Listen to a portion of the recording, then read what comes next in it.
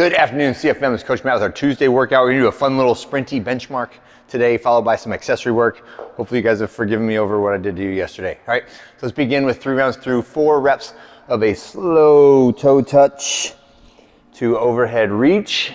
Nice and easy, nice and gentle on these ones. Do try to tuck your chin to your chest, as that sets up the stretching of all of the upper back, T-spine, and lumbar spine muscles and vertebrae, okay? Next one, we're gonna do 5 reps each of a psoas lunge. So for this one, my goal is to separate my feet longitudinally as far as I can, right? So whichever hand is holding the pipe, I'm reaching that same leg as far back as I possibly can, and then laying my shoelaces down on the floor and twisting that same side armpit towards the pipe, right? I'm really trying to rotate into it, and then stand and switch and do the other one. Don't want to hang out there for too long, right? Don't make it a long static stretch. Just make it a good, like say 2-second position, okay?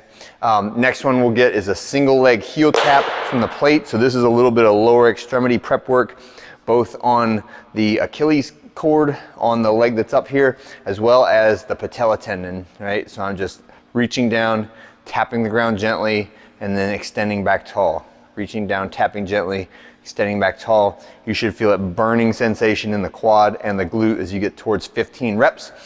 Leave your plate out. We're gonna need it for something later in the accessory work, okay? So next, we'll get our, do some prep for Annie. Annie is a fun little sprint benchmark. It is meant to be mowed down relatively quickly. So today is not the day. If you are not very solid on double unders, do not do double unders on Annie, right? So in other words, if we choose an exercise and let it be the skill component that slows you down, then it will take away from the metabolic intensity that you could put out on this type of workout. So make sure we're doing an appropriate skill level that allows you uninterrupted jumping when we do that component of the workout. So it's a couplet. It starts at 50 and then it goes down by 10 reps. So 50, 40, 30, 20, 10. So it's 150 total reps of the double under. We're gonna do 2-for-1 singles. If you're doing singles, right? So a little trip like that is okay, but make sure that you've got good rhythm when you are doing your doubles, okay? So I'll do my double unders, set my jump rope down, lay down on the floor, and do my sit-ups, okay? Same number of both. The sit-ups is meant to be the limiting portion on this workout. So you should hit a point where it's like, I really want to sit up, but oh man, my abs are really tired, and I might slow down a little bit and have to sit and rest for a little bit. That should be your resting point on this workout.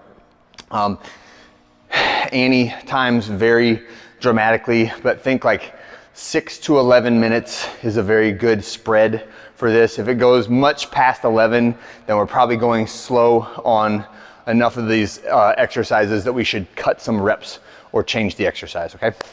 All right, when you're done with that, we got a few accessory lifts to do, and think about around 20-ish minutes of work for 3 to 4 rounds, not hustling through, but paying attention to the details on these accessory exercises. So I have 2 dumbbells or 2 objects, 1 dumbbell and 1, you could use a plate for the other external rotation stretch, but for the dumbbell pullover, we're going perpendicular to the bench, right? Making a diamond with our hands. The back of your neck should be laying on the edge of the bench, and I'm squeezing my butt, trying to make my body flat like a tabletop. And then I'm gonna shrug up and reach up, elbows straight as far as I can go, trying to get my ears past my arms with my elbows straight, and then pulling back up over my body, like so. And that is a dumbbell pullover. Start light on these and focus on the stretch before you go heavy, right? So if you go really heavy and you get kind of jammed up right here and you don't get past this point, then you're missing out on a big amount of stretch on those muscles that will help both to improve strength and your mobility in the overhead position. All right, next exercise is our front foot elevated split squats. So we'll have the front foot up on a plate. the back foot back up on the ball of the foot, and my goal is pushing my knee as far forward and getting my hips as low as possible without letting this heel break off the top of the plate, okay? So I would like for my hamstring to touch my calf on that front leg, and then I'm pushing backwards and up with that front leg. Most of the front leg, or most of the exercise is performed by the front leg. If you would like to add a weight to it, you may do that as well. Anterior tibialis raise is the next one. AT is the abbreviation there. And all we're doing here is just leaning backwards against the wall and raising our toes away from the ground. 20 reps. It's a very small motion, but you'll feel it in that muscle on the front side of your shins. That's your shin splint muscle. It also helps to stabilize your knee joint. Next one is a goblet good morning, right? So we're gonna just hold the dumbbell up in the goblet squat position, slight bend in the knees, push the hips back until you feel a good stretch in the hamstrings, and then squeeze and stand tall. You can use the same weight that you do on the dumbbell pullover for this goblet good morning. Okay, but mostly hamstrings and glutes on that one.